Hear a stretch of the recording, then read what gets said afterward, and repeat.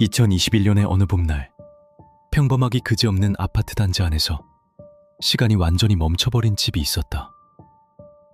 창문 너머로 희미한 불빛이 새어나왔지만 그 안에서는 단 한 번의 인기척도, 숨소리조차 들리지 않았다. 누군가의 평온한 일상이 되어야 할 그 공간은 이미 3일 전부터 세상과 완벽하게 단절된 밀실로 변해 있었다. 굳게 닫힌 현관문 너머에는 너무나도 기괴하고 소름 끼치는 침묵만이 짙게 깔려 있었다. 수많은 사건을 마주했던 베테랑 형사들조차 문을 여는 순간 밀려오는 서늘한 공기에 직감했다. 이곳에서 벌어진 일은 평범한 인간의 상식으로는 결코 설명할 수 없는 지독하게 차가운 심연의 기록이라는 것을. 새 모녀가 살던 따뜻한 보금자리는 어떻게 단 하루 만에 영원한 어둠 속에 잠겨버렸을까? 이 사건을 끝까지 파헤친 형사들이 현장에서 어떤 벽에 부딪혔고 그 숨막히는 침묵 속에서 어떻게 진실의 조각들을 끌어냈는지 알고 싶다면 지금 바로 구독하고 듣고 싶은 사건 이름 댓글로 남겨주세요. 2021년 3월 25일 서울경찰청 112 종합상황실의 모니터 위로 붉은색 알람이 깜빡였다. 수화기 너머로 들려오는 목소리는 단순한 다급함을 넘어 짙은 불안감에 심하게 떨리고 있었다. 신고자는 서울 노원구에 거주하는 한 여성의 지인이었다. 그녀의 진술은 간결했지만 그 이면에 깔린 불길한 직감은 결코 가볍게 넘길 수 없는 성질의 것이었다. 평소 단 한 번도 무단 결근을 한 적이 없을 정도로 성실했던 친구가 이틀째 직장에 출근하지 않았고 연락조차 완전히 두절되었다는 것이다. 현대사회에서 20대 직장인의 스마트폰 전원이 며칠째 꺼져 있다는 것은 단순한 해프닝 이상의 치명적인 사고를 내포할 때가 많다. 상황의 엄중함을 인지한 관할 지구대 소속 경찰관들은 즉각 노원구 중계동에 위치한 해당 아파트로 신속하게 출동했다. 봄 기운이 막 피어나기 시작하던 도심의 평온한 풍경과 달리 해당 아파트 단지 복도에 들어선 순간부터 경찰관들은 알 수 없는 이질적인 공기를 온몸으로 느꼈다.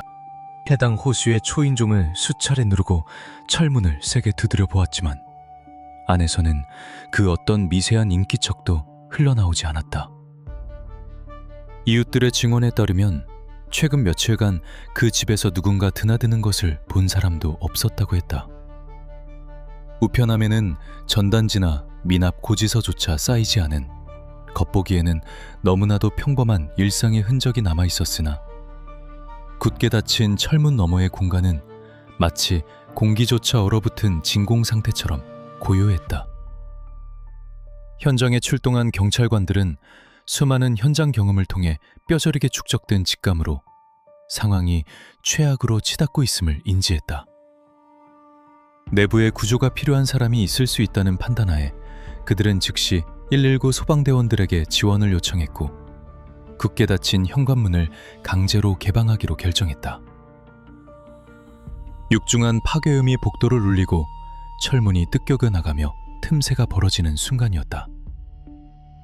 문틈 사이로 가장 먼저 뿜어져 나온 것은 오랫동안 환기되지 않아 무겁게 가라앉은 탁한 공기, 그리고 수사관들이 결코 맡고 싶지 않아 하는 비릿하고도 묵직한 철의 냄새였다.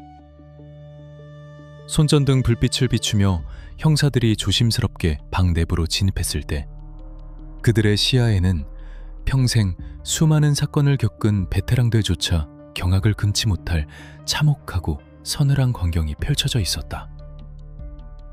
집안의 풍경은 겉보기에는 기괴할 정도로 정돈되어 있었다. 거실의 집기류가 심하게 부서지거나 일상생활이 붕괴된 흔적은 없었다. 하지만 그 공간의 원래 주인인 3명의 여성은 이미 돌이킬 수 없는 영원한 수면에 빠져 있었다. 거실과 방 안 곳곳에 남겨진 은밀한 흔적들은 이들이 외부의 압도적이고 일방적인 물리력에 의해 강제로 생의 마지막 순간을 맞이했음을 적나라하게 증명하고 있었다. 평범한 일상을 살아가던 어머니와 두 딸은 세상에서 가장 편안하고 안전해야 할 자신들의 보금자리에서 차디찬 바닥 위에 누워 싸늘하게 식어가고 있었다. 혈흔의 비상 패턴과 현장의 보존 상태를 빠르게 스캔하던 베테랑 형사들의 눈동자가 일순간 거칠게 흔들렸다. 이 공간은 단순히 범행이 일어난 장소를 넘어 누군가에 의해 철저하게 통제되고 전시된 무대처럼 느껴졌기 때문이다. 이 숨막히는 정적 속에서 수사관들을 더욱 아연실색하게 만든 것은 따로 있었다. 방 한 구석, 생명이 떠나간 자리 바로 옆에 정체를 알 수 없는 이방인이 쓰러져 있었던 것이다. 그는 20대 중반으로 보이는 낯선 젊은 남성이었다. 놀랍게도 그는 스스로에게 치명적인 상처를 입힌 채 의식을 잃고 쓰러져 있었지만 목덜미의 맥박은 여전히 미세하게 뛰며 숨을 쉬고 있었다. 형사들의 머릿속에 수많은 물음표와 동시에 끔찍한 가설이 폭풍처럼 밀려들었다. 이 남성은 도대체 누구이며 가족도 아닌 자가 왜 이 비극의 한가운데에 쓰러져 있는 것인가? 관할 경찰서 강력팀 전원과 서울경찰청 과학수사대 CSI가 즉시 현장으로 급파되었다. 고요했던 아파트 복도 전체에 노란색 폴리스 라인이 2중 3중으로 쳐졌고 아파트 주민들과 외부인의 출입은 철저하게 통제되었다. 하얀색 방호복을 입고 현장에 진입한 과학수사 감식반 요원들은 특수 조명을 비추며 눈에 보이지 않는 흩어진 단서들을 하나둘씩 수집하기 시작했다.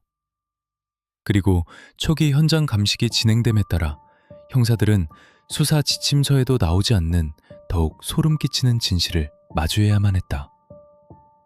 현장에 남겨진 일상생활의 흔적들, 즉 냉장고에서 꺼내 먹은 음식물의 상태와 쓰레기통의 내용물, 그리고 남겨진 혈흔의 건조 및 응고 상태 등을 법의학적으로 종합 분석한 결과 이 기괴한 방문자는 새 모녀를 강제로 영원한 잠에 빠지게 한 직후 도주하지 않았다는 사실이 밝혀졌다. 그는 무려 3일이라는 긴 시간 동안 생명이 꺼져버린 차가운 방 안에 홀로 머물며 냉장고 문을 열어 밥을 챙겨 먹고 갈증을 해소하며 심지어 자신의 상처를 돌보는 등 상상을 초월하는 엽기적이고 기형적인 행각을 벌였던 것이다. 죽음과 평범한 일상이 한 공간에서 기괴하게 뒤섞인 3일간의 밀실.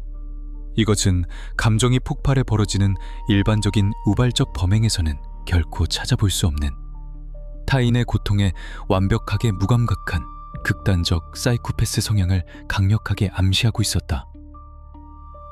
현장 보존의 엄격한 원칙에 따라 감식반은 집안의 모든 지문과 족적, 미세한 섬유 조각과 DNA 증거물들을 샅샅이 채취했다. 쓰러져 있던 남성은 즉시 구급차에 실려 경찰의 삼엄한 무장 감시하에 인근 대형병원 중환자실로 긴급 후송되었다. 그의 끊어질 듯한 생명을 살려내는 것은 역설적이게도 이 잔혹하고 이해할 수 없는 비극의 전말을 명명백백히 밝혀내기 위한 수사의 가장 중요한 첫 단추였기 때문이다. 그가 수술실에서 의식을 회복하고 입을 여는 순간까지 강력팀 형사들은 오직 현장에 남겨진 침묵의 증거들을 조합하여 스스로 진실의 뼈대를 재구성해야만 했다. 형사들은 곧바로 피해자들의 정확한 신원을 파악하고 그들의 직장 동료와 주변 지인들을 상대로 한 광범위한 탐문 수사와 내사에 돌입했다. 가족의 원한 관계, 금전적 채무, 최근 불거진 갈등 상황 등 모든 범행 동기의 가능성을 열어두고 수사망을 좁혀가기 시작했다.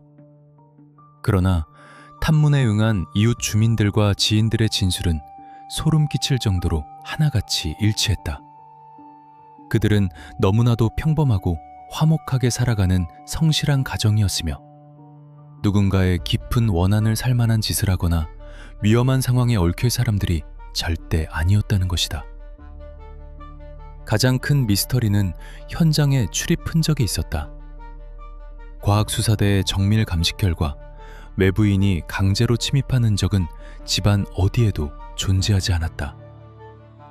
베란다 창문은 굳게 잠겨 있었고 현관문의 디지털 도어락은 억지로 파손되거나 외부에서 조작된 흔적이 전혀 없었다. 이는 범인이 피해자들의 동의하에 자연스럽게 문을 열고 들어왔거나 혹은 피해자들이 의심 없이 스스로 문을 열어줄 수밖에 없도록 아주 치밀하고 교묘한 상황을 연출했음을 의미했다. 거실 바닥에 남겨진 미세한 족적은 오직 한 사람의 패턴만을 그리고 있었다.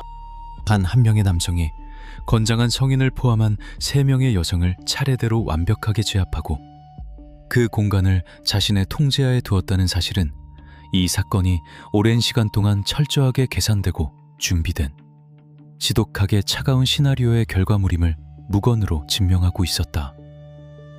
도대체 이 낯선 남성과 새 모녀 사이에는 어떤 보이지 않는 연결고리가 숨겨져 있었던 것일까? 병원 침상에 누워 산소호흡기에 의존하며 거친 숨을 내쉬고 있는 저 남자의 머릿속에는 도대체 어떤 악마적인 계획이 설계되어 있었던 것일까? 현실 세계에서 뚜렷한 동기를 찾지 못한 수사팀의 날카로운 시선은 이제 굳게 닫혀있던 피해자들과 용의자의 디지털 기기 그리고 방대한 통신 기록으로 향하고 있었다. 현실의 단서가 철저히 지워졌다면 보이지 않는 가상의 세계를 바닥까지 긁어내서라도 그 악마의 꼬리를 찾아내야만 했다. 이 사건을 끝까지 파헤친 형사들이 어떤 벽에 부딪혔고 어떻게 진실을 끌어냈는지 알고 싶다면 지금 바로 구독하고 듣고 싶은 사건 이름 댓글로 남겨주세요. 중환자실의 차가운 기계 음만이 심박수에 맞춰 규칙적으로 울려 퍼지는 가운데 용의자는 산소 호흡기에 의존한 채 깊은 무의식의 늪에 빠져 있었다. 그의 병실 앞과 텅 빈 복도에는 만약의 사태를 대비해 무장한 강력팀 형사들의 교대로 24시간 철통 같은 잠복 근무와 삼엄한 감시를 쉼없이 이어가고 있었다. 용의자의 입술이 열리고 스스로 범행의 진술을 내뱉기 전까지 경찰은 단 1초의 시간도 의미 없이 지체할 수 없었다. 물리적인 현장의 증거들이 무겁게 가라앉아 침묵을 지키며 숨을 죽이고 있다면 이제는 보이지 않는 데이터의 바다 밑바닥을 박박 긁어서라도 진실의 조각들을 기어이 건져 올려야만 했다.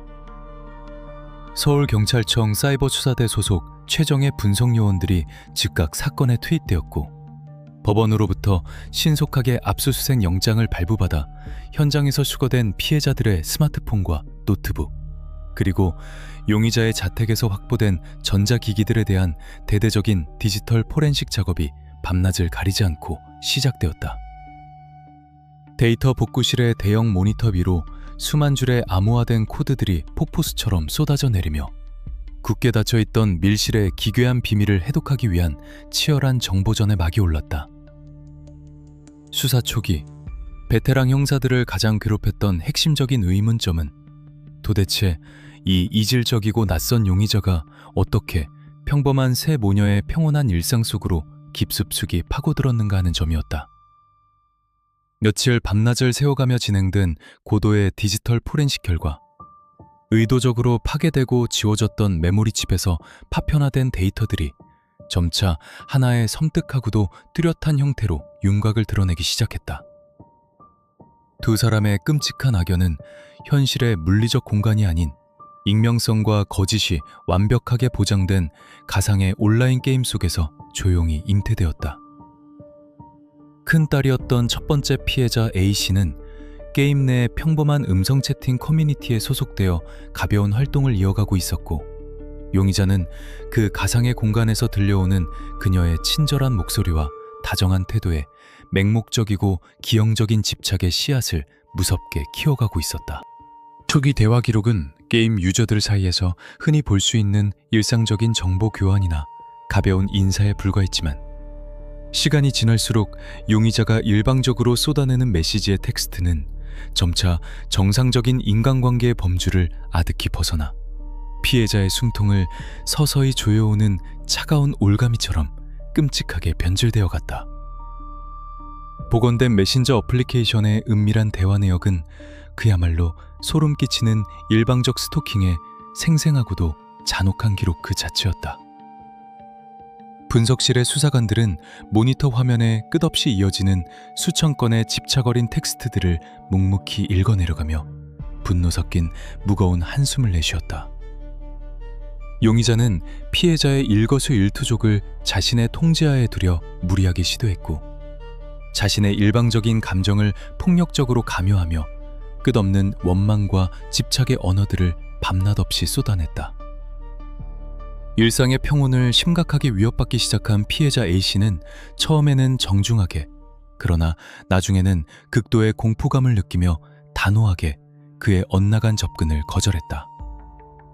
그녀는 그와의 모든 온라인 연결고리를 차단하고 급기야 오랫동안 사용하며 많은 지인들과 연락을 주고받던 휴대전화 번호까지 완전히 바꾸며 그 끈질기고 질척이는 어둠의 그림자로부터 벗어나기 위해 필사적으로 발버둥쳤다.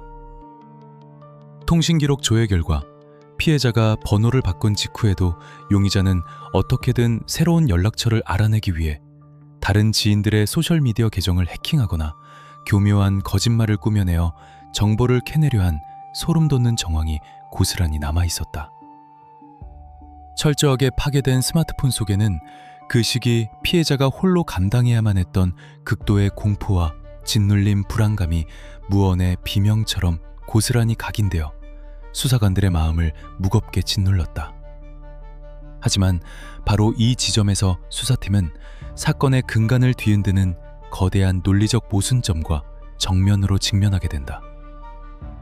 아무리 가상세계에서 끈질기게 추적하고 괴롭혔다 하더라도 피해자 A씨는 단 한 번도 그 누구에게도, 특히 용의자에게는 자신의 실제 거주지 주소를 직접 알려준 적이 결코 없었기 때문이다. 심지어 그녀의 가족들조차 온라인상의 정체불명의 누군가가 그녀의 일상을 이토록 심각하게 위협하고 있다는 사실을 명확히 인지하지 못할 정도로 그녀는 현실의 삶과 가상의 공간 사이의 경계를 철저하고 완벽하게 분리하여 방어벽을 치고 있었다. 그렇다면 도대체 이 낯선 방문자는 천만 인구가 밀집해 살아가는 이 거대한 서울 도심의 그 수많은 아파트 단지 중에서 겹겹이 닫혀있는 수백 개의 문들 가운데 정확히 그녀가 숨을 쉬며 살아가고 있는 그 집의 현관문 앞까지 어떻게 한치의 오차도 없이 찾아올 수 있었던 것일까? 경찰은 용의자의 과거 행적을 샅샅이 뒤져 통신기지국 위치 정보와 대중교통 승하차 기록, 그리고 신용카드 결제 내역을 촘촘하게 교차 검증하며 그가 피해자의 은밀한 주소지를 특정해낸 소름 끼치는 경로를 역추적하기 시작했다. 그리고 마침내 며칠 밤을 뜬 눈으로 지새운 사이버 수사대의 어두운 분석실 내부에서 한 수사관의 억눌린 판식과 함께 사건의 가장 기괴하고 소름 돋는 결정적 퍼즐 조각이 제자리를 찾았다. 그것은 과거 피해자 A씨가 게임 커뮤니티의 단체 채팅방에 아무런 의심 없이 무심코 공유했던 단 한 장의 평범한 일상 사진에서 비롯된 끔찍한 나비 효과였다. 사진의 주인공은 피해자가 평소 애정을 쏟으며 기르고 있던 귀여운 반려동물의 모습이거나 혹은 일상생활 중에 찍은 아주 가볍고 의미 없는 배경 이미지에 불과했다. 하지만 인간의 탈을 쓴 그 집요하고 병적인 추적자의 시선은 사진의 화사한 중심부가 아닌 사람들의 시선이 전혀 닿지 않는 배경의 아주 구석진 어두운 곳을 향해 섬뜩하게 고정되어 있었다. 초점이 맞지 않아 흐릿하게 찍힌 방 한 구석. 그곳에는 배달을 받고 미처 분리수거를 위해 치우지 않은 작은 택배 상자 하나가 무심하게 놓여 있었다. 용의자는 피해자가 올린 이 단 한 장의 사진을 즉각 자신의 컴퓨터 하드디스크로 다운로드한 뒤 일반인의 상식으로는 감히 상상조차 할 수 없는 병적인 집착과 광기를 조용히 뿜어내기 시작했다. 그는 고성능 이미지 보정 프로그램을 능숙하게 이용하여 사진의 해상도를 극단적인 수치까지 끌어올리고 택배 상자 겉면에 작게 붙어있는 하얀색 운송장 스티커의 일부분을 수십 배로 확대해 나갔다. 이미 픽셀이 심하게 뭉개지고 깨져 육안으로는 도저히 형체를 알아보기 힘든 그 작은 모음과 자음들을 기어코 해독해내기 위해 그는 명암비를 극단적으로 조절하고 선명도를 바꾸는 디지털 보정 작업을 수백 번 이상 반복했다. 그리고 기어코 지옥의 문을 여는 열쇠와도 같은 운송장에 적힌 아파트의 동과 호수의 숫자를 정확하게 읽어내고야만 것이다.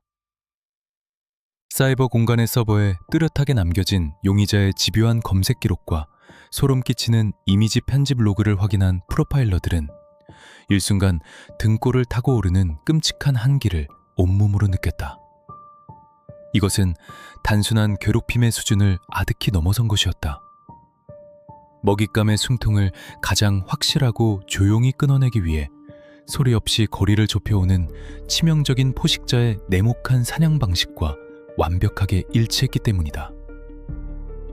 전문 프로파일러들은 이 기괴한 집착의 과정을 깊이 분석하며 용의자의 뒤틀린 심리 상태를 낱낱이 해부해 나갔다. 일반적인 범죄자들은 범행 대상을 특정하는 과정에서 발각될 위험을 본능적으로 두려워하여 물리적인 미행이나 현장 답사에 의존하는 경향을 보인다. 하지만 이 용의자는 방구석에 앉아 키보드와 마우스만으로 타인의 삶을 완벽하게 투시하고 철저하게 해체해냈다. 단 한 장의 사진 속 픽셀 단위의 단서를 집요하게 뜯어보며 어두운 쾌감을 느꼈을 그의 모습은 현대사회의 발전된 디지털 기술이 삐뚤어진 망상과 결합했을 때 얼마나 통제 불가능한 끔찍한 괴물을 탄생시킬 수 있는지를 적나라하게 보여주는 소름 돋는 사례였다. 피해자가 하루의 일상을 마치고 안도하며 잠자리에 들었을 그 수많은 밤들 동안 모니터 너머의 낯선 그림자는 이미 그녀의 방 안까지 소리 없이 침투해 그녀의 숨결을 엿듣고 있었던 것과 다름없었다. 이 끔찍한 비극은 자신의 개인정보가 단단한 방어벽 안에서 안전하게 보호받고 있다고 믿었던 피해자의 단순한 안일함에서 비롯된 것이 결코 아니었다. 그것은 타인의 평온한 일상을 무참히 짓밟기 위해 아주 미세한 바늘구멍 같은 틈새마저 기어이 파고드는 범죄자의 악랄하고 끈질긴 본성이 빚어낸 참극이었다. 운송장의 주소를 확보하여 현실의 좌표를 완벽하게 손에 쥐게 된 그날 이후 용의자의 스마트폰 GPS 위치 기록은 피해자의 아파트 단지 주변을 은밀하게 맴도는 소름 끼치는 붉은 궤적을 쉼없이 그리기 시작했다. 그는 본격적인 범행을 실행에 옮기기 수주 전부터 이미 모니터 앞을 떠나 현실 세계로 서서히 넘어와 있었다. 피해자의 주변 동선을 치밀하게 내사하고 가족들의 출퇴근 시간을 분 단위로 체크하며 자신만의 잔혹하고 차가운 무대를 철저하게 완성해가고 있었던 것이다. 보이지 않는 가상세계를 떠돌던 굶주린 유령이 마침내 무거운 육신을 이끌고 현실에 굳게 닫힌 철문을 두드리기 위한 모든 은밀한 준비를 완벽하게 끝마쳤다. 현장을 가득 메운 무거운 침묵과 파괴된 기기들 속에서 쏟아져 나온 데이터의 웅변이 날카롭게 교차하는 사이 강력팀 수사관들은 이 사건이 결코 일시적인 감정의 폭발이나 우발적인 분노로 일어난 참사가 아님을 명확하게 확신했다. 철저하게 통제된 시간표, 완벽하게 계산된 동선, 그리고 피해자의 가장 안전한 요새를 내부에서 무너뜨리기 위해 치밀하게 준비된 기만적인 시나리오. 형사들의 매서운 눈빛은 이제 용의자의 보이지 않는 디지털 발자국을 넘어 그가 범행 당일 오프라인에서 직접 남긴 현실의 뚜렷한 흔적들로 거침없이 향하고 있었다. 바로 수백 개의 차가운 눈동자가 24시간 소리 없이 지켜보고 있는 아파트 주변의 CCTV 렌즈 너머였다. 그 방배한 영상 기록 어딘가에는 먹잇감을 영원한 수면으로 조용히 안내하기 위해 차가운 금속 조각을 품속 깊이 숨긴 채 무표정하게 걷고 있는 악마의 진짜 얼굴이 고스란히 찍혀 있을 것이기 때문이다. 디지털 공간에 흩뿌려진 기괴한 집착의 파편들이 하나둘씩 맞춰지며 보이지 않는 악마의 실체가 수면 위로 떠올랐다. 가상세계에서의 치밀한 내사와 정보 수집이 끝났음을 확인한 강력팀 형사들의 날카로운 시선은 이제 용의자가 현실 세계로 넘어와 남긴 뚜렷하고도 물리적인 흔적들로 거침없이 향했다. 서울경찰청 소속 베테랑 수사관들은 범행 발생 당일인 2021년 3월 23일의 시간표를 완벽하게 재구성하기 위해 피해자의 아파트 단지를 중심으로 반경 수킬로미터 이내의 모든 방범용 카메라와 개인 차량의 블랙박스, 그리고 상가 건물 내 외부를 비추는 수백 개의 CCTV 영상 자료를 전방위적으로 확보했다. 수천 시간에 달하는 방대한 영상 데이터 속에서 오직 단 한 명의 그림자를 찾아내기 위한 숨막히는 동선 추적 작업이 시작되었다. 모니터의 차가운 불빛이 며칠 밤을 지새워 붉게 충혈된 형사들의 눈동자에 반사되는 가운데 마침내 사건 당일 오후에 평온한 도심 풍경 속으로 조용히 스며들어오는 한 남성의 섬뜩한 궤적이 포착되었다. 수사팀이 가장 먼저 주목한 지점은 피해자의 거주지에서 멀지 않은 곳에 위치한 한 대형 PC방의 내부 보안 카메라 영상이었다. 범행 당일 햇살이 아직 밝게 비추던 이른 오후 무렵 용의자는 검은색 겉옷을 깊게 눌러 입고 그곳의 모습을 드러냈다. 그는 철저하게 자신의 흔적을 감추기 위해 카드를 사용하지 않고 현금으로 요금을 지불한 뒤 사람들의 시선이 가장 닿지 않는 구석의 어두운 좌석을 찾아가 조용히 몸을 숨겼다. 하지만 수사관들을 진정으로 소름 돋게 만든 것은 그가 자리에 앉은 이후의 기괴한 행동 패턴이었다. 모니터 전원은 켜져 있었지만 그는 마우스나 키보드에 손을 올리지도 게임을 실행하지도 않았다. CCTV 화면 속의 용의자는 미동조차 하지 않은 채 오직 자신의 스마트폰 화면만을 뚫어지게 응시하며 무언가를 끊임없이 계산하고 있었다. 그것은 결코 시간을 때우기 위한 평범한 휴식이 아니었다. 그는 머릿속으로 새 모녀의 일일 시간표를 촘촘하게 분해하며 가족 구성원들이 각자 집을 비우고 돌아오는 타이밍, 즉 대상들을 가장 완벽하게 통제하고 깔끔하게 처리할 수 있는 최적의 시간대를 가늠하는 지독하게 차가운 시뮬레이션을 돌리고 있었던 것이다. 이 숨막히는 침묵의 대기 시간이 끝나자 용의자는 자리에서 일어나 밖으로 향했다. 그의 발걸음에는 망설임이나 불안감이 전혀 묻어나지 않았고 오직 예정된 일정을 소화하러 가는 사람처럼 기계적이고 차분했다. 동선 추적을 이어가던 형사들의 눈앞에 다음으로 나타난 영상은 인근에 위치한 어느 마트의 내부를 비추는 CCTV 화면이었다. 용의자는 진열대 사이를 천천히 걸으며 매장 내부의 구조를 스캔하듯 둘러보았다. 그리고 그의 발길이 멈춘 곳은 생활용품과 공구들이 진열된 구석진 코너였다. 모니터를 뚫어지게 바라보던 수사관들의 등줄기에 순간 찌릿한 한기가 스쳐 지나갔다.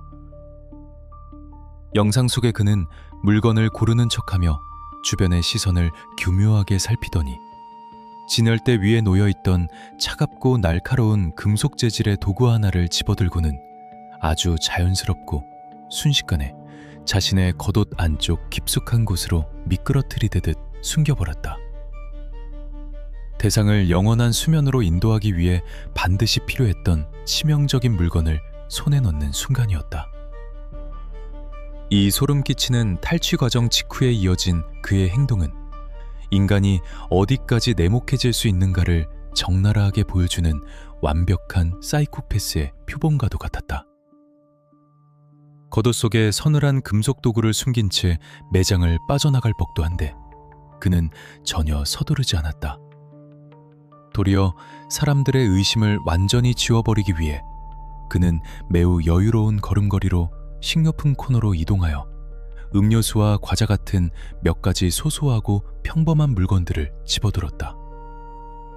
그리고 계산대로 향해 지갑에서 현금을 꺼내어 점원에게 지불하며 극히 일상적이고 자연스러운 태도로 거스름돈을 돌려받았다. 화면을 확대해 용의자의 얼굴을 분석하던 수사관들은 경악을 금치 못했다. 무언가 끔찍한 일을 저지르기 직전의 사람이라면 응당 보여야 할 동공의 미세한 흔들림이나 안면 근육의 긴장감, 혹은 불안하게 주변을 두리번거리는 행동은 단 1%도 존재하지 않았다. 그의 표정은 주말 오후에 가벼운 쇼핑을 나온 사람처럼 섬뜩하리만치 평온무사했다. 수사팀과 함께 영상을 분석하던 범죄 심리 분석관, 즉 프로파일러의 입에서 무거운 탄식이 흘러나왔다. 이 몇 분 남짓한 마트 내부의 CCTV 영상은 향후 법정에서 용의자의 모든 변명을 완벽하게 짚부술 수 있는 가장 치명적이고 결정적인 증거물이었다. 만약 이 사건이 순간적인 감정의 격동이나 분노를 이기지 못해 벌어진 우발적인 참사였다면 범인은 현장에 있는 아무 물건이나 닥치는 대로 집어들었거나 도구를 준비하는 과정에서 극도의 불안정한 심리 상태를 노출했을 것이다.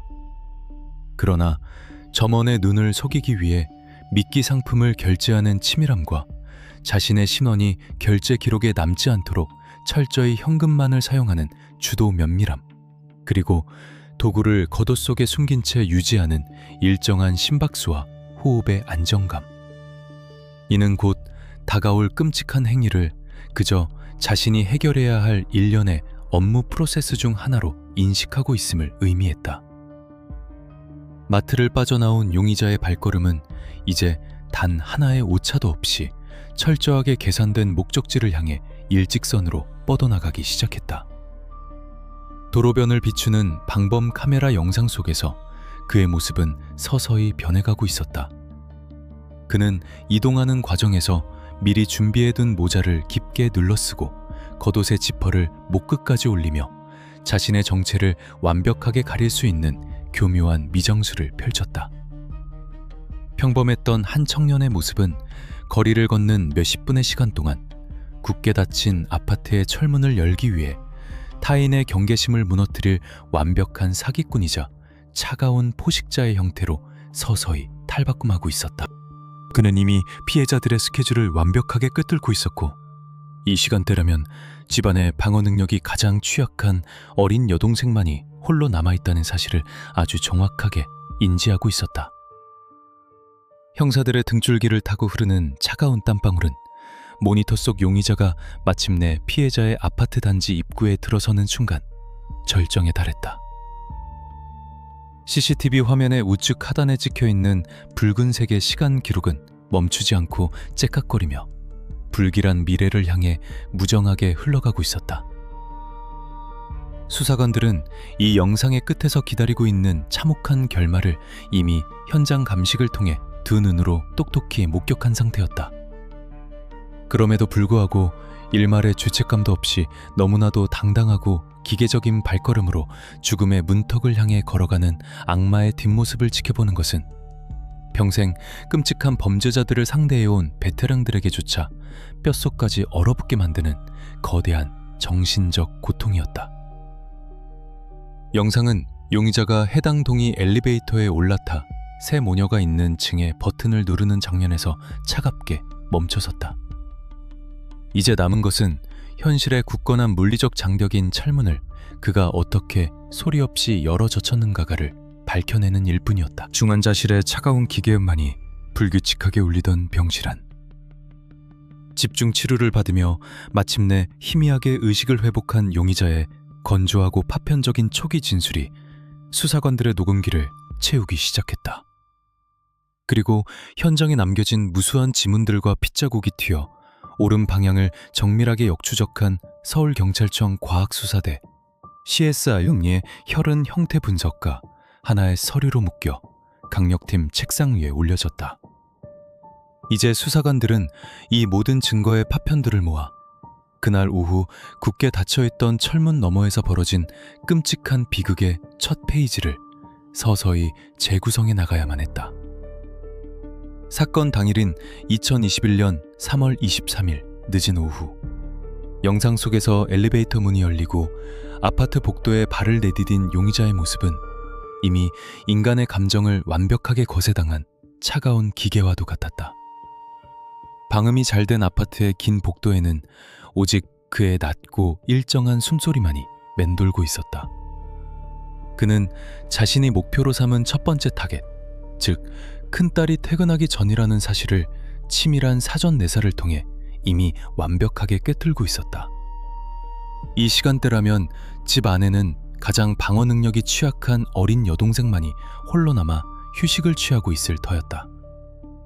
그는 거칠게 문을 두드리거나 강제로 잠금 장치를 파손하여 외부의 이목을 끄는 어리석은 짓을 저지르지 않았다. 그가 선택한 방식은 일상의 가장 무방비한 틈을 노린 소름 끼치도록 치명적이고 교묘한 기만술이었다. 용의자는 미리 준비해둔 모자를 푹 눌러쓴 채 피해자의 집 현관문 앞으로 다가가 아주 자연스러운 손길로 초인종을 눌렀다. 잠시 후 인터폰 너머로 의심조차 묻어나지 않은 어린 여동생의 평온한 목소리가 흘러나왔다.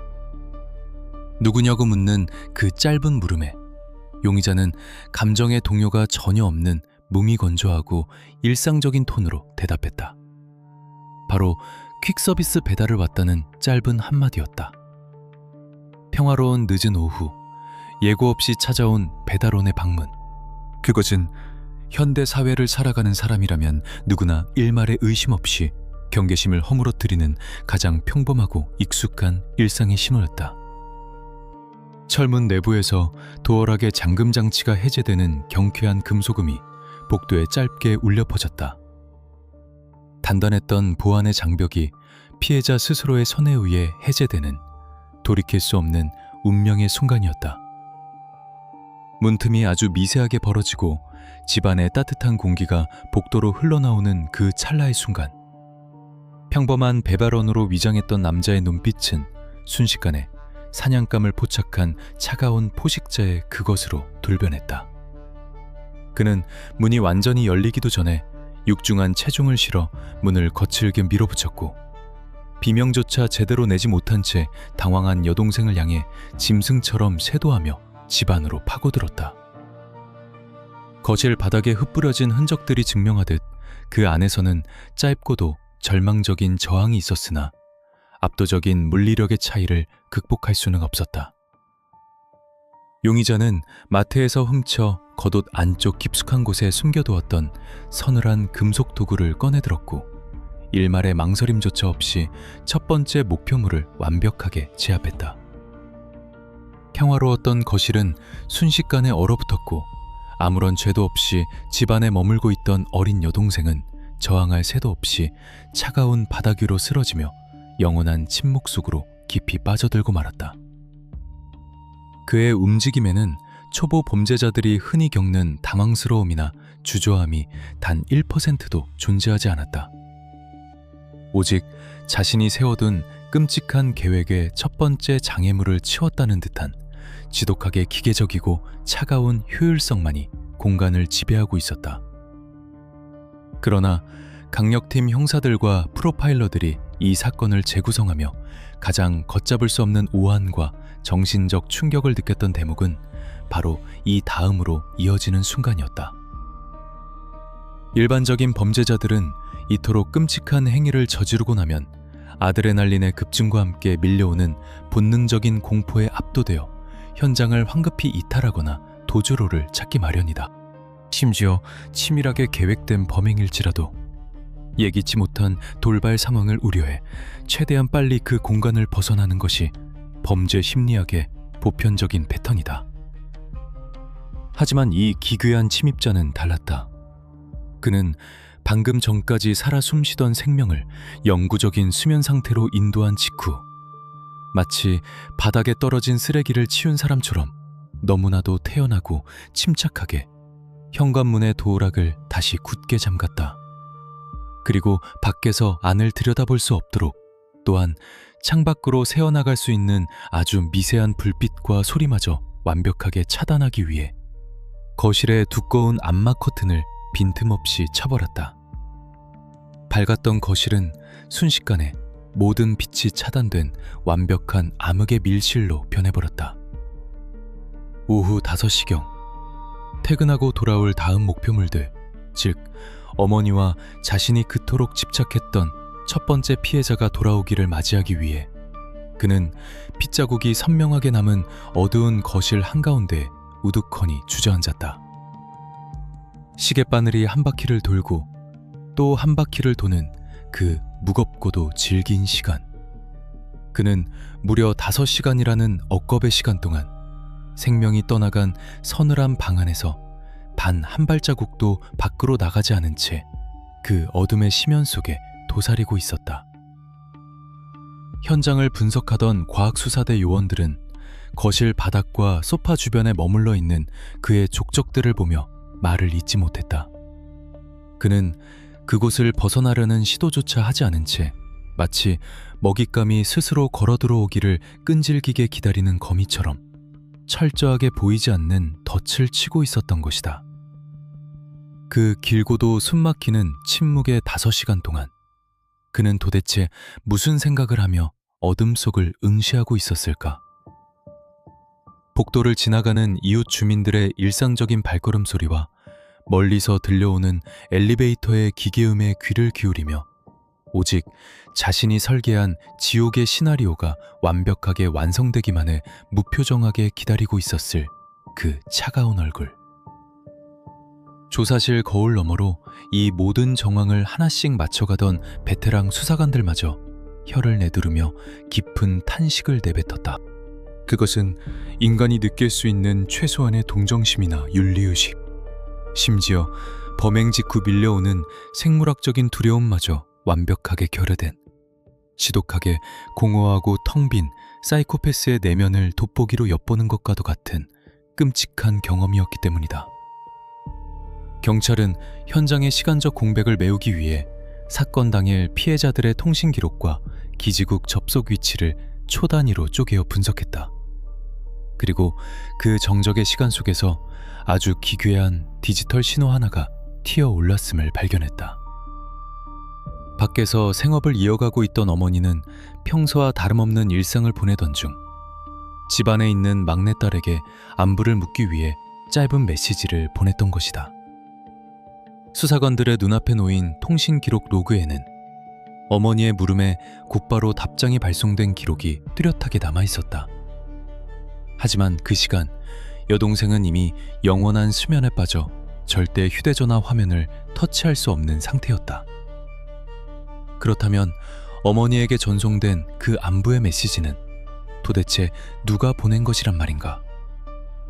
어둠 속에서 숨죽이고 있던 침입자의 손에 쥐어진 것은 방금 전 숨을 거둔 작은 딸의 스마트폰이었다. 액정 화면 위로 조용히 깜빡이는 메시지 알림 불빛이 곧 다가올 두 번째 참혹한 비극을 알리는 차가운 카운트다운처럼 어두운 거실을 섬뜩하게 비추고 있었다. 그는 다음 사냥감이 덫을 피해 달아나지 않도록 가족 간의 따뜻한 유대감과 애정을 철저하게 역이용하는 가장 악랄한 심리전을 조용히 준비하고 있었다. 어둠이 짙게 깔린 묘실 안에서 무려 5시간이라는 억겁의 세월을 견디며 기다린 침입자. 강력팀 수사관들과 서울경찰청 사이버수사대는 이 기괴하고도 소름 끼치는 5시간의 공백을 정밀하게 채우기 위해 새 모녀의 휴대전화 기지국 접속 위치와 방대한 통신 발신, 수신 기록, 즉 로그 데이터를 분단위, 초단위로 쪼개어 정밀하게 교차 분석하고 있었다. 물리적인 현장의 핏자국과 족적이 사건의 참혹한 결과만을 무겁게 침묵으로 보여주고 있다면 보이지 않는 디지털 전파의 흔적들은 그날 그 어둠 속에서 어떠한 일들이 어떤 순서로 벌어졌는지를 가장 객관적이고 날카롭게 증명해줄 핵심적인 목격자가 되어줄 것이기 때문이다. 분석실의 대형 모니터 위로 피해자들의 휴대전화 메인보드에서 강제로 추출된 데이터들이 복원되어 타임라인 순으로 촘촘하게 정렬되기 시작했다. 그리고 수백, 수천 개의 의미 없는 숫자와 암호화된 기호들 사이에서 아주 뚜렷하고 기괴한 메시지 송수신 기록 하나가 수사관들의 예리한 눈길을 단숨에 사로잡았다. 그 짧은 몇 줄의 텍스트를 확인한 순간 산전수전을 다 겪으며 수많은 강력 범죄 현장을 마주해온 베테랑 형사들마저 걷잡을 수 없는 오한과 깊은 분노에 휩싸여 조사시라는 일순간 묵직한 정적에 휩싸이고 말았다. 그것은 인간의 탈을 쓴 악마가 가족 간의 따뜻한 유대감을 얼마나 잔혹하게 짓밟고 역이용했는지를 적나라하게 보여주는 지독하게 차갑고 소름 끼치는 디지털 증거물이었기 때문이다. 사건 당일 늦은 오후, 밖에서 고단한 생업을 이어가며 일터에 머물고 있던 어머니는 왠지 모를 서늘한 직감과 설명할 수 없는 깊은 불안감에 휩싸였다. 겉으로 보기에는 평소와 다름없는 평온한 일상의 오후였지만 가장 가까운 혈육을 향한 본능적인 예감이 그녀의 가슴 한구석을 무겁게 짓눌렀던 것일까. 어머니는 집안에 홀로 남아 휴식을 취하고 있을 막내딸의 안부가 문득 걱정되어 휴대전화를 꺼내들고 아주 짧고 일상적인 메시지를 전송했다. 수사관들이 디지털 포렌식을 통해 완벽하게 복원해낸 화면 위로 띄워진 그 텍스트는 너무나도 평범하고 일상적인 가족 간의 따뜻한 대화였다. 딸, 집이야? 엄마 이제 퇴근해서 들어갈 건데. 이 짧은 문자는 안전한 집에서 안온하게 쉬고 있을 딸에 대한 평범한 애정과 걱정이 가득 담겨 있었다. 그리고 그 문자가 전송된 지 불과 몇 분이 채 지나지 않아 어머니의 휴대전화에는 곧바로 막내딸의 번호로 아주 자연스럽고 일상적인 답장이 도착했다. 텍스트의 내용은 몸이 건조하리만치 평온했다. 응, 나 집이야. 엄마 빨리 와. 그 문장에는 그 어떤 미세한 공포나 위급함 혹은 낯선 이의 침입을 암시하는 불길한 단어가 단 하나도 포함되어 있지 않았다. 너무나도 완벽하게 안정된 평소 막내딸의 말투와 완벽하게 일치하는 문장이었다.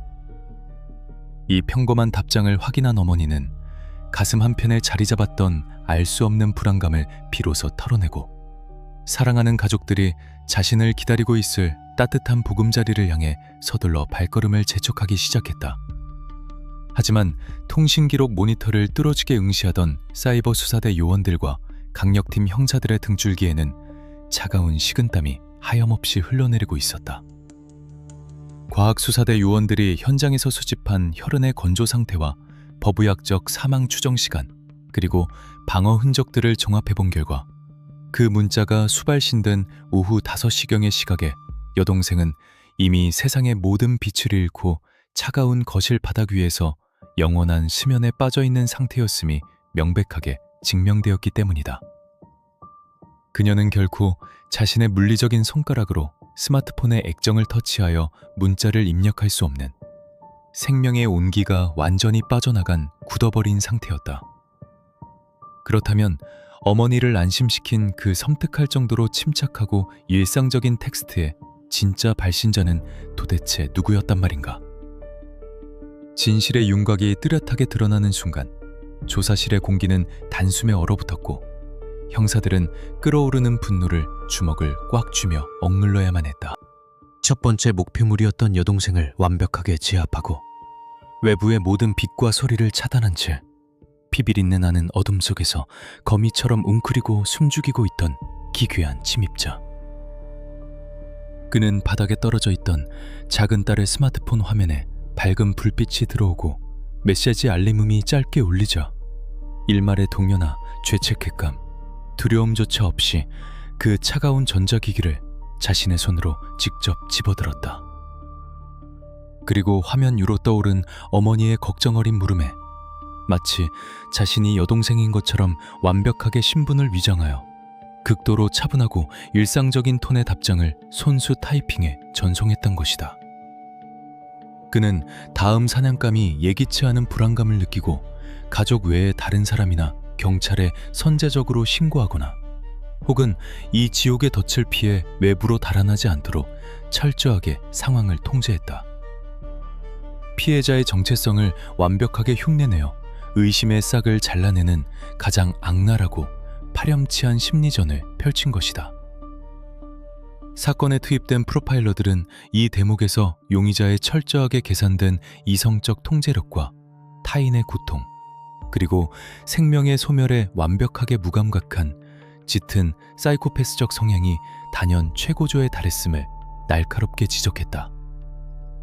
그는 단순한 감정의 폭발이나 우발적인 분노로 이성을 잃은 자가 절대 아니었다. 다음 타겟을 안전하고 조용하게 유인하기 위해 철저한 논리적 판단하에 미끼를 던지고 기다리는 소름 끼치는 냉혈한이자 파괴자의 본성을 1초의 망설임도 없이 가감없이 그려내고 있었던 것이다. 이 잔혹하고도 정교한 심리적 기만술은 단 한치의 오차도 없이 범인이 의도하고 계획한 시나리오대로 완벽하게 작동하고 말았다. 밤이 점차 깊어지자 안심하고 집으로 돌아온 어머니가 마침내 아파트 복도에 들어섰다.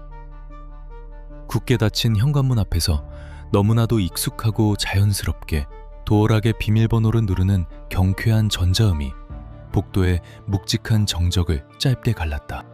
무거운 철문이 열리고 그녀가 고단한 몸을 이끌고 세상에서 가장 안전해야 할 보금자리 안으로 발을 내디딘 순간, 그녀를 맞이한 것은 따뜻한 밤 냄새와 반갑게 맞아주는 딸의 환한 미소가 결코 아니었다.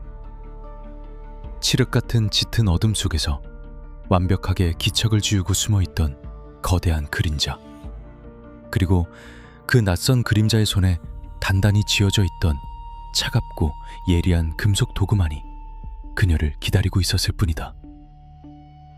아무런 방비도 의심도 되어 있지 않았던 어머니 역시 집 안으로 들어서자마자 비명을 지르거나 제대로 된 저항을 할 틈조차 없이 거칠게 제압당하며 딸이 잠들어 있는 차가운 바닥 위로 속수무책으로 내던져지고 말았다. 이로써 이 끔찍하고 기괴한 밀실 안에는 2명의 희생자가 영구적인 침묵의 늪으로 깊이 빠져들게 되었다.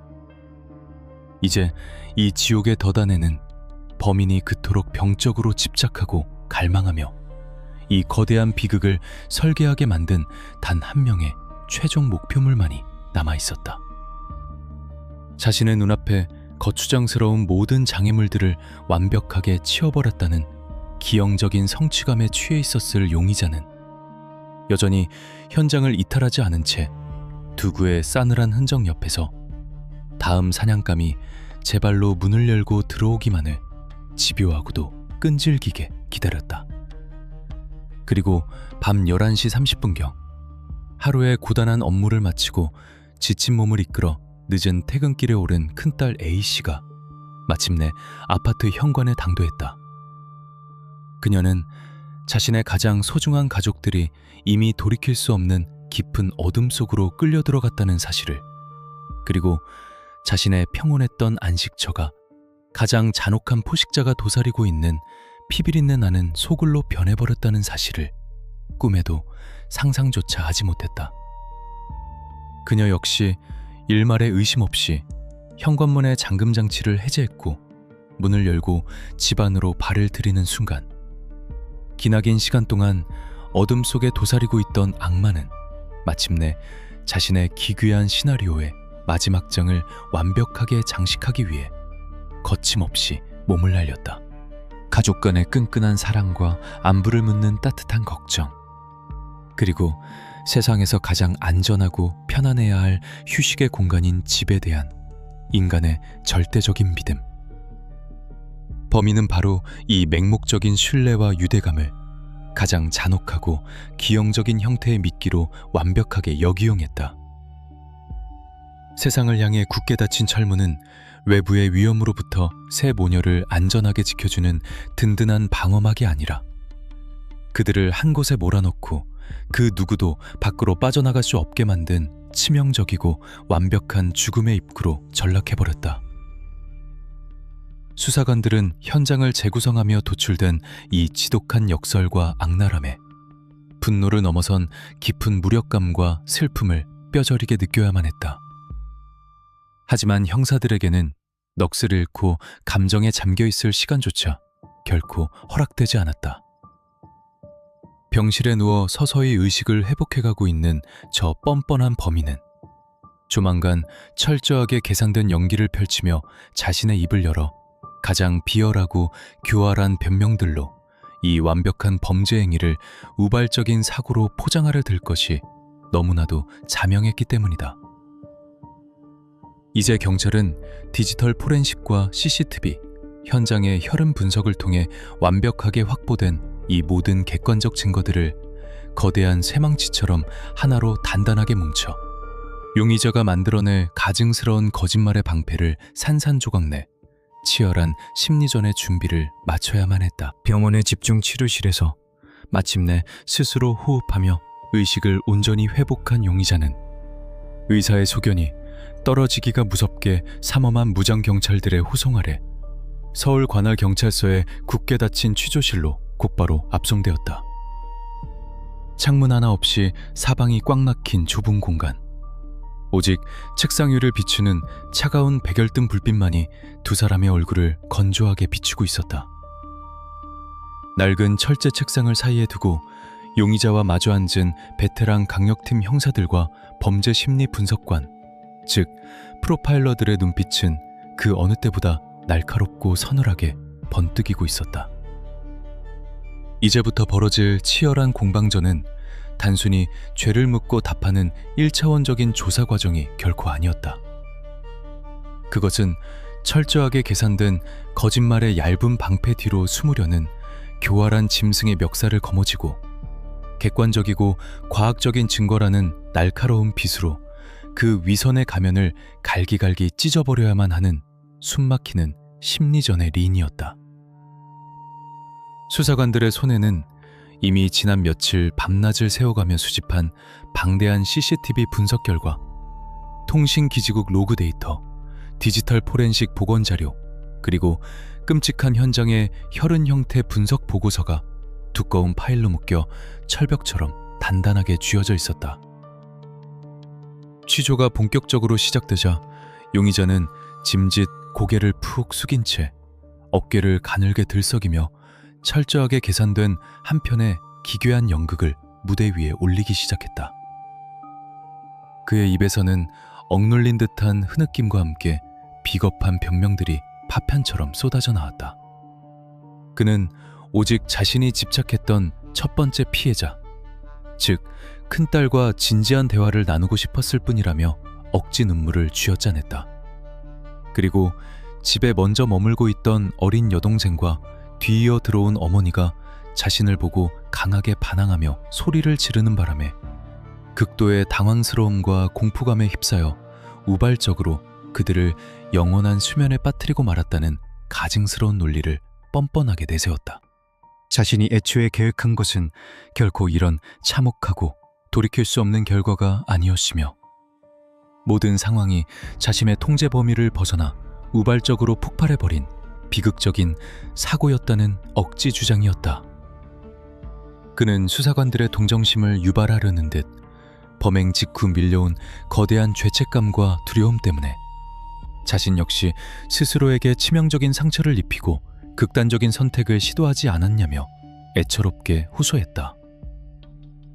감정에 호소하는 그럴싸한 변명이었지만 평생 수많은 악인들의 새까만 민낯짓을 마주해온 베테랑 형사들의 표정에는 단 한치의 미동조차 일어나지 않았다. 우발적인 사고라고 했습니까? 침묵을 지키며 그의 조잡한 눈물 연기를 지켜보던 형사가 마침내 무거운 입을 열며 책상 위로 서리철 하나를 차갑게 내던졌다. 그리고 그 굳게 닫혀있던 파일이 열리는 순간 용의자의 흔들리던 동공은 일순간 얼어붙고 말았다. 수사관들은 범행 당일 마트 CCTV에 고스란히 찍힌 그의 동선을 하나하나 되짚으며 그의 빈약한 논리를 벼락처럼 짚부수기 시작했다. 단지 대화만을 원했다는 사람이 왜 굳이 진열대 구석에서 차갑고 예리한 금속 도구를 훔쳐 겉옷 속에 치밀하게 숨겼는지, 그리고 점원의 의심을 완벽하게 지우기 위해 태연하게 과자와 음료수를 현금으로 결제하는 그 소름 끼치는 여유는 도대체 어디서 나온 것인지를 매섭게 추궁했다. 배달원으로 위장하여 피해자의 경계심을 무너뜨리고 문을 열게 만든 정교한 속임수. 외부로 빛과 소리가 새어나가는 것을 막기 위해 거실의 암막 커튼을 빈틈없이 쳐버린 행위 등 현장에서 쏟아진 모든 물적 증거들은 그의 주장이 완벽하게 설계된 거짓임을 적나라하게 가리키고 있었다. 특히 여동생을 제압한 직후 도주하기는커녕 무려 5시간이나 그 피비린내 나는 어둠 속에서 다음 목표물들이 들어오기만을 끈질기게 기다린 행위는 우발적 범행이라는 단어와는 절대 양립할 수 없는 완벽한 계획범죄의 결정체 그 자체였다. 용의자의 변명이 턱 밑까지 숨통을 조여오는 증거들 앞에서 서서히 길을 잃어가고 있을 때 이번에는 침묵을 지키던 프로파일러가 사건의 쇠기를 박을 가장 치명적이고도 서늘한 디지털 증거를 꺼내들었다. 그것은 현장에 쓰러져 있던 피해자들의 스마트폰 메인보드에서 복구된 디지털 포렌식의 결과물이었다. 형사들은 그가 어둠 속에서 대기하며 어머니에게 거짓 안부 문자를 보낸 악랄한 기만 행위를 지적함과 동시에 그보다 훨씬 더 기괴하고 소름 돋는 또 다른 행적을 낱낱이 폭로했다. 용의자는 피해자들이 차가운 바닥에 쓰러져 있는 그 끔찍한 공간 한가운데에 우두커니 앉아 큰딸의 휴대전화 잠금을 교묘하게 풀고 접속해 과거 자신이 온라인상에서 집요하게 쏟아냈던 메신저 대화 내용과 협박성 흔적들을 아주 여유롭고 꼼꼼하게 삭제하고 있었던 것이다. 감정을 주체하지 못하고 우발적으로 참사를 저지른 자가 숨결이 멎은 피해자들 사이에서 그녀의 전자기기를 열어 자신과 연결된 증거의 고리들을 하나하나 지워나가는 그 차분하고 기계적인 정보 은폐 작업. 이것은 그가 범행 당시뿐만 아니라 범행 직후에도 이성을 완벽하게 통제하고 있었으며 철저하게 자신의 안위와 증거 인멸만을 차갑게 계산하고 있었던 극악무도한 사이코패스임을 명백하게 입증하는 스모킹건이었다. 숨 쉴 틈 없이 쏟아지는 객관적이고 과학적인 증거의 폭격 앞에서 마침내 용의자가 얼굴에 뒤집어 쓰고 있던 얄팍하고 가증스러운 위선의 가면이 바닥으로 처참하게 떨어져 내렸다. 동정심을 구걸하며 억지로 쥐어짜내던 눈물은 마법처럼 일순간 증발해버렸고 움츠러들어 있던 그의 어깨가 천천히 펴지며 조사실의 공기는 이질적일 만큼 무겁고 차갑게 가라앉았다. 더 이상 어설픈 변명의 여지가 없음을 깨달은 그는 천천히 고개를 들어 형사들을 똑바로 응시했다. 그의 텅 빈 눈빛에는 인간이 마땅히 가져야 할 죄책감이나 슬픔 혹은 참회와 후회의 감정은 철저하게 거세되어 있었고 오직 자신이 세운 완벽한 계획이 발각된 것에 대한 메마른 체념만이 서려 있을 뿐이었다. 그리고 한참 동안 이어지던 서늘한 정적 끝에 굳게 다물려 있던 그의 입술이 마침내 열리며 수사관들의 귀를 의심케 하는 지독하게 차갑고 소름 끼치는 진술이 흘러나왔다.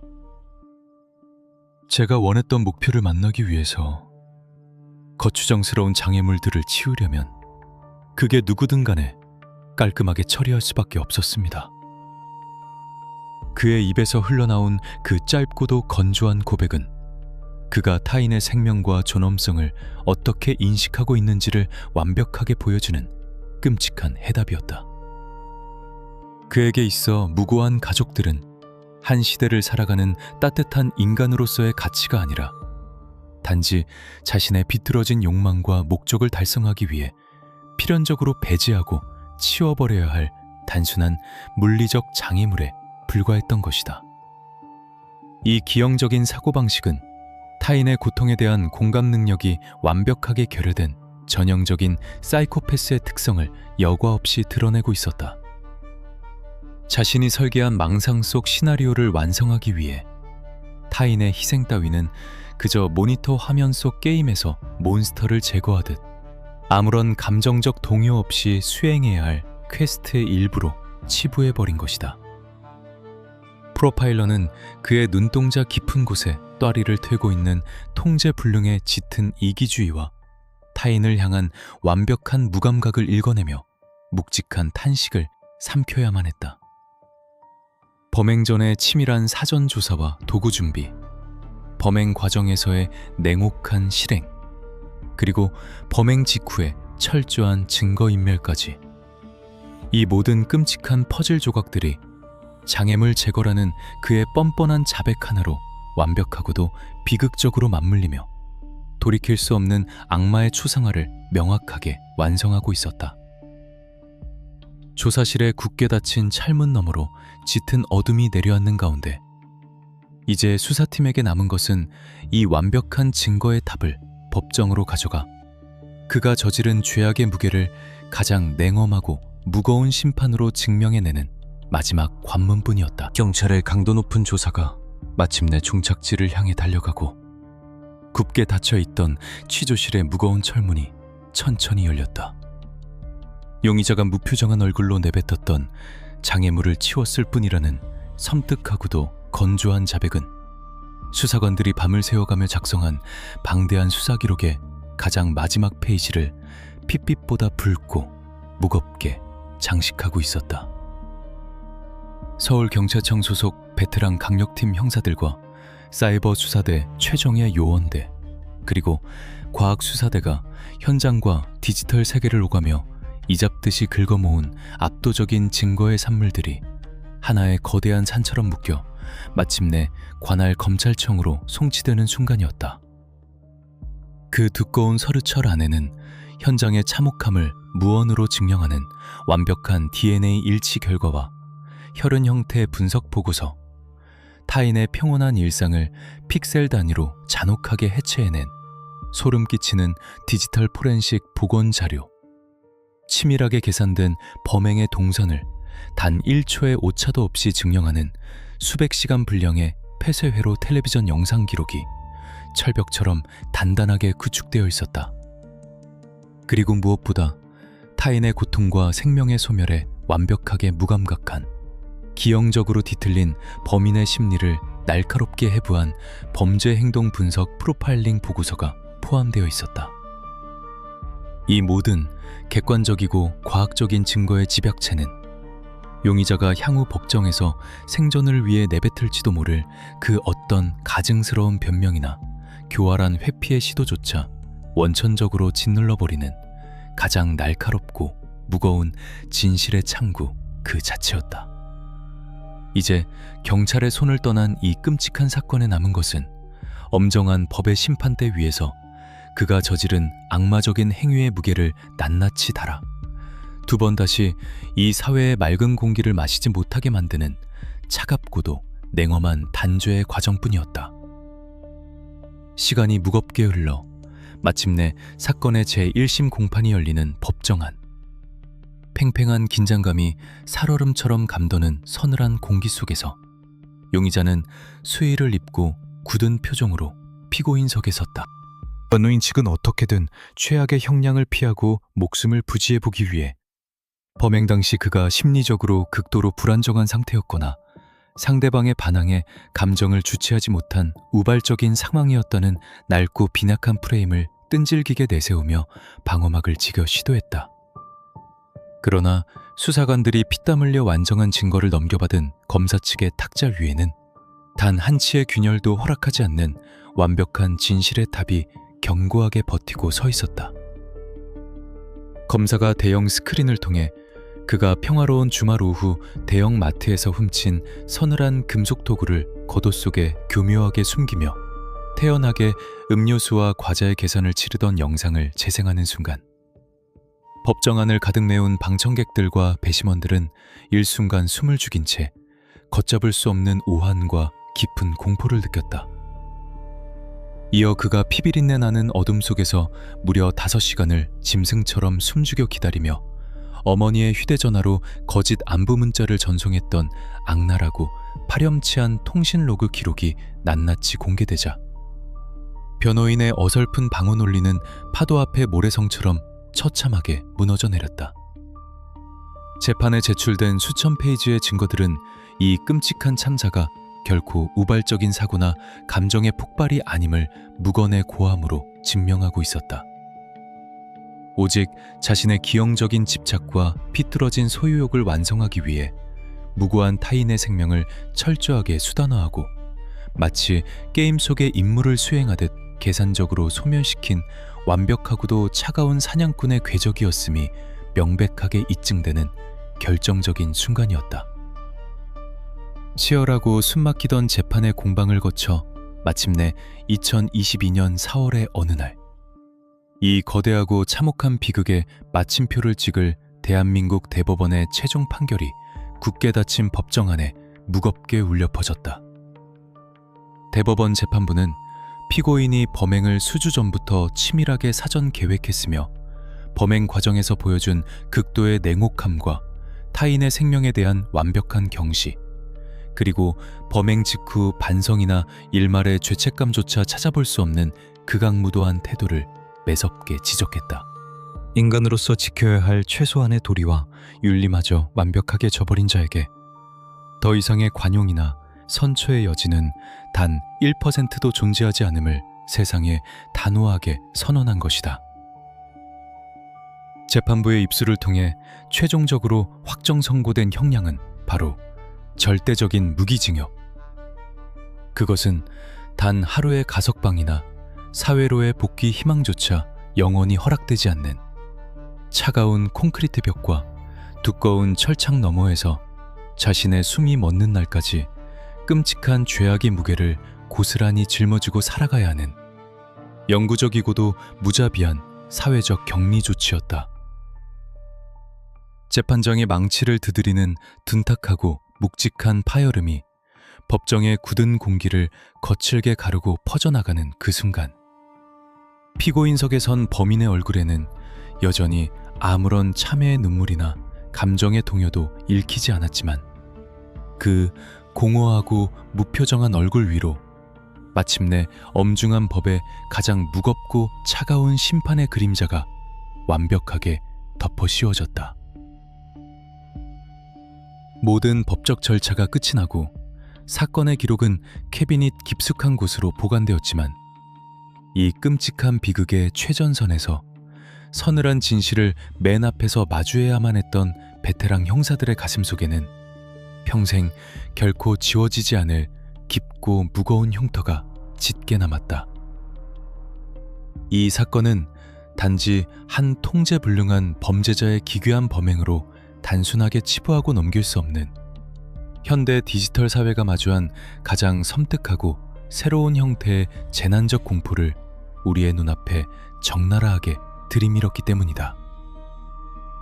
수사관들은 범죄 심리 분석을 통해 온라인이라는 보이지 않는 가상의 공간에서 삭튼 맹목적인 집착과 빗나간 망상이 어떻게 가장 튼튼하고 안전해야 할 현실 세계의 철문을 부수고 들어와 평범하고 화목했던 한 가족의 일상을 완벽하게 그리고 돌이킬 수 없이 파괴할 수 있는지를 뼈저리게 목격했다. 온라인 스토킹이라는 이름의 보이지 않는 악마의 그림자는 초기에는 그저 귀찮고 불쾌한 누군가의 투정이나 가벼운 흔적으로 보일지 모르지만 그것을 사회가 방치하고 개인이 안일하게 대응하는 순간 언제든 피해자의 숨통을 무참히 조여오는 가장 예리하고 치명적인 흉기로 돌변할 수 있다는 잔혹한 진실.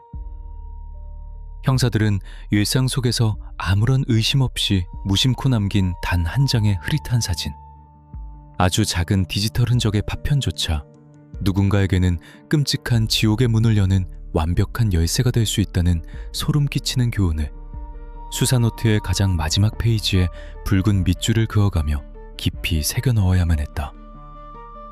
그것은 이 거대한 콘크리트 정글을 살아가는 우리 모두가 평온한 일상의 방어벽을 결코 쉽게 허물어서는 안 된다는, 희생된 가족들의 억울한 눈물이 핏빛으로 얼룩져 남긴 서늘하고도 준엄한 시대의 경고장이었다. 도심의 화려한 네온사인 불빛이 모두 꺼지고 사람들이 하루의 고단함을 잊은 채 깊고 평온한 잠에 빠져든 고요한 새벽.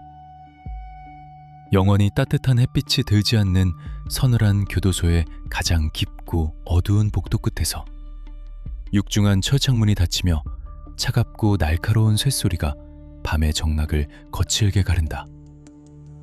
굳게 닫힌 그 어두운 문 너머로 무고한 타인의 생명을 짓밟고 아름다웠던 일상을 무참히 파괴했던 인간의 탈을 쓴 악마는 이제 세상과 완벽하게 단절된 채 영원한 고립의 늪속으로 끝없이 침잠에 들어갔다. 하지만 그가 이 세상에 남겨놓은 끔찍한 비극의 여운과 상흔은 여전히 지워지지 않고 남아 2021년 봄날 그 끔찍한 밀실 속에서 시간이 영원히 멈춰버린 노원구의 아파트 주변을 맴돌며 우리의 평온한 일상 깊숙한 곳을 서늘한 바람처럼 스쳐 지나간다. 세상에서 가장 튼튼하고 안전하다고 믿었던 나의 안락한 방. 내가 아무 생각 없이 소셜미디어에 무심코 올린 평범한 사진 한 장 너머로 지금 이 순간에도 정체를 알 수 없는 누군가의 차갑고 집요한 시선이 숨죽여 나를 뚫어지게 지켜보고 있을지도 모른다는 그 보이지 않는 끈적한 공포. 가려진 진실의 장막을 찢어내기 위해 가장 참혹한 어둠의 밑바닥까지 기꺼이 걸어 내려갔던 강력팀 형사들의 땀방울 맺힌 무거운 발걸음은 비록 여기서 멈추어 사지만 그들이 심연에서 건져 올린 이 차갑고도 서늘한 교훈은 굳게 닫힌 우리의 현관문 앞에서 영원히 지워지지 않는 붉은색 경고의 족적으로 뚜렷하게 남아있을 것이다.